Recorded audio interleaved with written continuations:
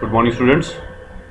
Today we will do chapter 3 from Indian economic development. So far we have done two chapters.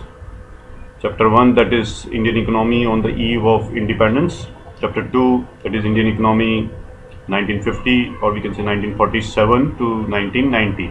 And this chapter will cover from 91 onwards the state of Indian economy, and as the name of the chapter suggests, liberalization, privatization and globalization. These were the new economic policy areas which we'll study in this chapter. Firstly, why were reforms introduced in India? Why there was a need to introduce new reforms in 1991, and why, or we can say why new economic policy was introduced in India. It's one and the same thing. जो reforms थे वो new economic policy के नाम से ही जाने जाते हैं, तो ये आपको याद रखना पड़ेगा. And the answer is, in 1991 India met with economic or financial crisis relating to, first point is economic and financial crisis means, इसको हिंदी में बोलेंगे आर्थिक संकट. हमारी इकोनॉमी को आर्थिक का मतलब होता है धन का संकट, यानी फाइनेंशियल क्राइसिस यानी फंड्स का क्राइसिस, यानी फंड्स अवेलेबल नहीं थे. उसका कारण देखेंगे हम. वो तो हम दो चैप्टर से समझते ही आ रहे हैं कि फर्स्ट चैप्टर में जो हमने देखा Indian economy on the eve of independence, जो ब्रिटिश जो एरा में इंडियन इकोनॉमी थी वो एक्सप्लॉइटेड इकोनॉमी थी. वो अपना इंटरेस्ट उनका होम कंट्री था, कभी भी इंडियन इकोनॉमी नहीं था. तो हमने जो हमारी इकोनॉमी जो थी वो ग्रो नहीं कर पाई. इवन चैलेंजेस थे जो 50 से 90 के वक्त, उन चैलेंजेस को सॉल्व करने की कोशिश की गई, रिजॉल्व करने की कोशिश की गई. और उसमें हमने पढ़ा था कि जो पब्लिक सेक्टर, जो गवर्नमेंट सेक्टर है, उसका इम्पोर्टेंट रोल था. वो जो थे they were leading the economy, and still we can see now in 1991 we met with a crisis, and the reason for that crisis is संकट बोलेंगे इसको, आर्थिक संकट. क्या क्या था? पहला, inefficient management of Indian economy in 1980s. जो पॉलिसीज थी वो इनएफिशिएंट थी. वो क्या हैं वो हम देखेंगे, क्या इनएफिशिएंसी थी. उसमें सबसे इंपॉर्टेंट जो आएगा वो परमिट लाइसेंस राज आएगा, उनके बारे में हम देखेंगे. वो हमने 50 से 90 में भी पढ़ा है. सेकेंड पॉइंट क्या है, इन 1980s government expenditure was more than its revenue. इसको ध्यान से समझो, ये रेड में भी कर रखा है, अंडरलाइन भी है. And in this entire chapter the keywords are underlined, so you have to learn these keywords, key points, key sentences. हमने क्या देखा सेकेंड पॉइंट में, government expenditure was more than its revenue का मतलब क्या है? जो खर्चा है, एक्सपेंडिचर मतलब सरकारी खर्चे जो थे वो ज़्यादा थे इनकम से. And government had to borrow. जब ऐसा होता है तो एक इंडिविजुअल की तरह हम सोचें तो बोरो करना पड़ता है, उधार लेना पड़ता है. तो गवर्नमेंट भी उधार लेती है. किससे लिया? देखो, from banks and people with in the country, और फ्रॉम अदर कंट्रीज, दूसरे देशों से भी लिया. जैसे देशों से लिया या फिर इंटरनेशनल फाइनेंशियल इंस्टीट्यूशन से लिया, like IMF and world bank. तो पहला पॉइंट है ये. Second, increasing external debt. Increasing external debt का मतलब बोरोइंग फ्रॉम अब्रॉड. जो उधार था बाहर से, जो हमने अभी सेकंड पॉइंट में समझा, चाहे IMF हो, वर्ल्ड बैंक हो, दूसरे देश हों जैसे अमेरिका, हम उनसे भी लेते थे, बोरो करते थे. तो वो बढ़ता जा रहा था. और क्या लिख रहा है, India was not able to make repayments on its borrowings from abroad. हम टाइम पर जो पेमेंट करना होता है, ये सबको पता है, लोन लिया है तो वापस करना है, तो हम वापस नहीं कर पा रहे थे. और इंटरेस्ट तो भरना ही है. अभी तो फोर्थ पॉइंट पे वो भी दिखेगा हमारे को, हम इंटरेस्ट भी नहीं भरने की स्थिति में. तो आप सोचो कैसे एक नेशन की हालत है ये. एक इंडिविजुअल की तरह भी सोच सकते हो आप कि आपने खर्चे ज़्यादा है तो उधार लिया, और उधार लिया तो ना तो पेमेंट कर पा रहे हो, पेमेंट रीपे तो छोड़ो, आप इंटरेस्ट भी पेमेंट नहीं कर पा रहे हो. इन 1990 80 से 90 तक चलता रहा, और 90 तक ये क्राइसिस आ गया. जो हालत आपने देख ली है. जो क्या लिखा है फोर्थ पॉइंट में, हमारे फॉरेन एक्सचेंज रिजर्व्स तो डिक्रीज हो चुके थे. जब भी कोई कंट्री ट्रेड करता है तो इनफ्लो होता है फॉरेन एक्सचेंज. फॉर एग्जांपल हम डॉलर की बात कर रहे हैं, तो कोई इनफ्लो था नहीं. उस वजह से वो रिजर्व जो थे वो कंटिन्यूसली डिक्लाइन कर रहे थे, क्योंकि इंपोर्ट जो होते हैं वो कंटिन्यूस रहते हैं. जैसे इसमें एग्जांपल नहीं लिखा है, तो इंपोर्ट पेट्रोल तो 15 दिन के लिए लिखा है. The level that were not sufficient for 15 days. 15 दिन का टाइम रह गया था हमारे पास. और किस लिए था वो डॉलर्स का रिजर्व, किस लिए होता है? जैसे फॉर एग्जांपल हमने लिखा है कि पेट्रोल को इंपोर्ट करने के लिए, या इवन नॉट सफिशिएंट टू पे इंटरेस्ट टू इंटरनेशनल लैंडर्स। तो जो उधार जिनसे ले रखा था उनको इंटरेस्ट भी देने के लिए हमारे पास रिजर्व नहीं बचा था। देयरफॉर, तो फिर क्या हुआ, ये इंपॉर्टेंट पॉइंट है, देयरफॉर नो कंट्री और international institution was willing to pay to India. कोई भी इंडिया को अब उधार देने के लिए तैयार नहीं था। और सबसे जो इतना कुछ तो था ही, ऊपर से फिफ्थ पॉइंट में क्या लिखा, rising in prices, that is inflation, जिसको बोलते हैं continuous rise in price of essential commodities जैसे फूड ग्रेन है, वो महंगा होता जा रहा था। तो ये सब क्राइसिस सिचुएशन की वजह से क्या हुआ, इंडिया अप्रोच्ड वर्ल्ड बैंक। हम फिर दोबारा गए वर्ल्ड बैंक के पास, IMF के पास।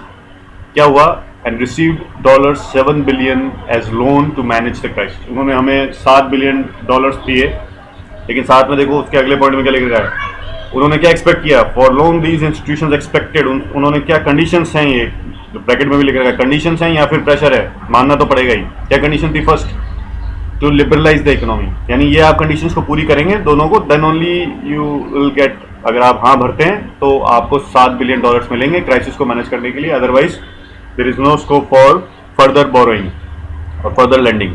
तो इंडिया ने माना, जो लिख रखा है लास्ट पॉइंट में, India agreed to the conditions of World Bank and IMF and introduce new economy. और यहाँ से 91 का एरा स्टार्ट हुआ, जहाँ जो हम आज 2020 तक इसको हम समझ सकते हैं, अराउंड 30 ईयर्स का एरा है ये, जिसमें क्या किया गया, टू लिबरलाइज द इकोनॉमी। इसका मतलब होता है कि restrictions, removing restrictions on the private sector. Private sector में बहुत सारी पाबंदियां थी, ये हमने सेकंड चैप्टर में पढ़ा है।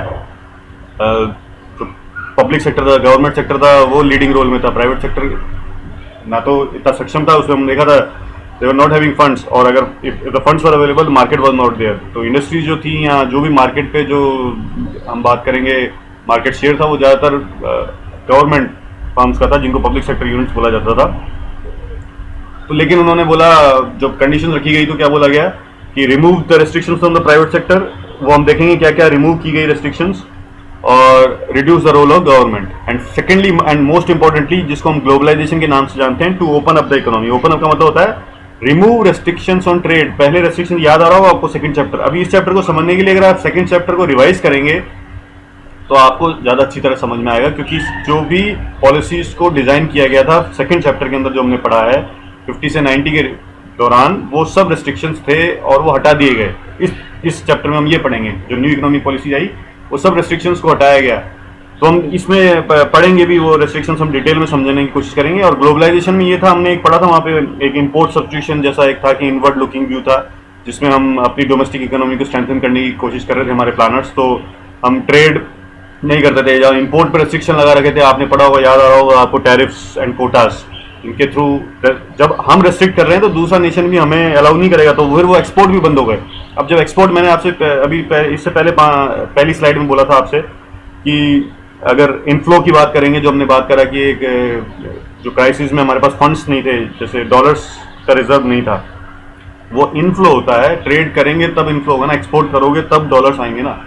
आप इंपोर्ट पे रेस्ट्रिक्शन लगाओगे तो दूसरे नेशन भी आप पे रेस्ट्रिक्शन, आपने देखा होगा ट्रेड वॉर, अभी रिसेंटली ये टर्म आ रही थी चाइना और अमेरिका के बीच में। वो रेस्ट्रिक्शन अगर अमेरिका, पहले चाइना ने शुरुआत करी, फिर उसको अमेरिका ने आगे बढ़ा रेस्ट्रिक्शंस लगाए, तो अगर इस तरह की ट्रेड वॉर शुरू हो जाती है तो दोनों कंट्रीज को नुकसान होता है। तो इंडिया को ये नुकसान हुआ 50 से 90s के एरा के वक्त। हम एक इंटरनेशनल कॉम्पिटिटिव प्रोडक्शन नहीं बना पाए, मैन्युफैक्चरिंग नहीं थी हमारी, क्योंकि कॉम्पिटिशन था ही नहीं, सब कुछ सरकारी।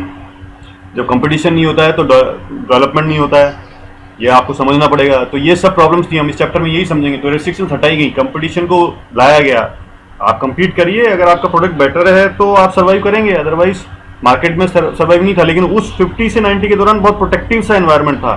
डोमेस्टिक इकोनॉमी को प्रोटेक्टिव एनवायरनमेंट देने के लिए उनको बहुत सारी, आपने देखा, रिजर्वेशंस थी प्रोडक्शन की। पब्लिक सेक्टर ही कर सकता था, वो प्राइवेट सेक्टर को एबल ही नहीं था, वो नहीं कर सकते थे। तो ये सब हम समझ लेंगे इसको। लेकिन हाँ, दो अगर मोटे पॉइंट्स में हम समझने की कोशिश करें तो क्या समझ में आया, जो न्यू इकोनॉमिक पॉलिसी में दो कंडीशंस रखी गई। अगर हमें लोन मिलेगा, अगर $7 बिलियन का जो हमने एग्री करा तो मिल गया वो, लेकिन क्या एग्री करा हमने, हम अपनी इकोनॉमी को लिबरलाइज करेंगे, प्राइवेट सेक्टर पे जो भी रेस्ट्रिक्शंस हटाएंगे वो हम इस चैप्टर में देखेंगे डिटेल में। और to open up the economy, to open up the economy का मतलब यहाँ ये है कि जैसे ग्लोबलाइजेशन वाला है, जो हम इनवर्ड लुकिंग व्यू के साथ आगे बढ़ रहे थे, ट्रेड रेस्ट्रिक्शंस थी, या इंपोर्ट सब्स्टिट्यूशन था, हम टैरिफ्स और कोटास के थ्रू टैक्सेस ज़्यादा लगाकर इसको ब्लॉक करते थे, बैरियर की तरह काम करवाते थे, वो सब बंद करना पड़ेगा, ऐसा उन्होंने कंडीशंस में बोला। किसने बोला? वर्ल्ड बैंक ने और IMF ने। And last point is that and India agreed to these conditions and we introduced a new economic policy. तो इससे पहले हमने चैप्टर में जब स्टार्टिंग किया था हमने बात करी थी यहाँ पे expenditure was more then the, तो आप ये थोड़ा सा एक आपको समझाने के लिए एक एग्जांपल लिखें कि गवर्नमेंट एक्सपेंडिचर फिर होता किस पर है, खर्चा किस पे करते हैं। खर्चा इस पे करते हैं, अगर आप इंपोर्ट करेंगे तो भी आपको जैसे पेट्रोलियम की बात से ज़्यादा समझ में आएगा आपको, जो गवर्नमेंट है तो वो तो पेट्रोलियम इंपोर्ट करती है, तो गवर्नमेंट एक्सपेंडिचर का मतलब है डॉलर्स में पेमेंट करना उस देश को जहाँ से पेट्रोल को इंपोर्ट किया गया है। तो एक ये खर्चे का एक आपने देखा कमोडिटी देखी। सेकेंडली सोशल सेक्टर, क्योंकि हम ब्रिटिश एरा से एक इंडिपेंडेंट नेशन की तरफ आगे बढ़ रहे थे, तो ब्रिटिश एरा तो एक्सप्लॉइटेड इकोनॉमी थी, स्टैग्नेंट इकोनॉमी थी, ग्रोथ नहीं थी, पॉवर्टी थी। अगर किसी देश को आगे बढ़ना है तो उसको सोशल सेक्टर में इन्वेस्ट करना करता है, रिगार्डलेस कि उसके पास पैसा है या नहीं है, जो हमारे साथ हुआ। सोशल सेक्टर जैसे एजुकेशन नहीं थे इंस्टीट्यूशंस, तो गवर्नमेंट ने खर्चा करके बनवाए। अब आप सैलरीज की बात करें, इंफ्रास्ट्रक्चर की बात करें, तो हैवी इन्वेस्टमेंट था, वो करना पड़ा। अनएम्प्लॉयमेंट के लिए आप बोलेंगे तो फैक्ट्रीज का होना, या मैन्युफैक्चरिंग की बात करें, या सर्विस सेक्टर के लिए जो भी किया गया, उसके लिए भी अगेन इंफ्रास्ट्रक्चर की अवेलेबिलिटी होती है, रोड्स, रेलवेज, ब्रिजेस, ये सब अवेलेबल कराना पड़ता है कम्युनिकेशन के लिए, ट्रांसपोर्ट के लिए, तो गवर्नमेंट को उस पर भी खर्चा करना पड़ा। पॉवर्टी जो है अगेन ये जो रिलेटेड एस्पेक्ट है, क्योंकि अगर आप एक हेल्दी और एक एजुकेटेड यूथ है तो पॉवर्टी जो है वो आपके कंट्री से हटने लग जाएगी। तो लेकिन दोनों पर ही खर्चा है, जो लास्ट पॉइंट लिख भी रखा है, अगर लो हेल्थ फैसिलिटीज हैं तो भी खर्चा करना पड़ेगा। तो उसको कैसे करना पड़ेगा? हेल्थ फैसिलिटीज आपको हॉस्पिटल्स और doctors, nursing staff, infrastructure available कराना पड़ेगा, दैट अगेन कॉस्टली प्रोसेस। तो ये सब पर गवर्नमेंट को उस दौरान खर्चा करना पड़ रहा था। 50 से 90 की बात मैं आपसे कर रहा हूँ, थोड़ा सा समझने की आपको कोशिश करनी है। ये खर्चे किए गए, और डिफेंस तो है ही, वो तो आपको you have to protect your nations borders, तो वो खर्चा भी एक है। और बहुत सारे ये कुछ एग्जांपल लिखे हैं मैंने, ये और एग्जांपल होते हैं। तो ये आपको समझाया जा रहा है कि एक्सपेंडिचर कहाँ कर रहे थे वो, और जो हमने सीखा कि एक्सपेंडिचर ज़्यादा था रेवेन्यू से। रेवेन्यू का मतलब होता है गवर्नमेंट की इनकम। इनकम कहाँ से होती है? फर्स्टली जो सबको पता है टैक्सेशन से होती है, टैक्स लगाते हैं, या फिर पब्लिक सेक्टर यूनिट्स हैं अगर उन्होंने जो सरकारी हैं, वो उनके प्रॉफिट से इनकम हो सकती है। एक्सपोर्ट करेंगे तो इनकम हो सकती है, या डिसइन्वेस्टमेंट है। डिसइन्वेस्टमेंट वाला पॉइंट हम एग्जैक्ट अलग से स्लाइड है, उसमें डिटेल में देखेंगे। और डेफिसिट अब आपको समझ में आ गया, जो पहली स्लाइड में बताया गया था, एक्सपेंडिचर अगर ज़्यादा है, expenditure is more than the government revenue, इसको डेफिसिट कहा जाता है। और इसको पूरा करने के लिए बोरोइंग्स यानी उधार मांगा जाता है। ये सब आपको समझ में आ गया अब इस पॉइंट। तो न्यू इकोनॉमिक पॉलिसी जो थी वो ब्रॉडली जो क्लासीफाई की गई वो दो ग्रुप्स में की गई, क्योंकि आपने देखा वो एक क्राइसिस की वजह से डिज़ाइन की गई थी। एक 91 का क्राइसिस था जिसमें हमारे पास फंड्स नहीं थे, वो इकोनॉमिक क्राइसिस था, आर्थिक संकट था, रुपया अवेलेबल नहीं था और महंगाई बढ़ती जा रही थी, उधार भी नहीं मिल रहा था।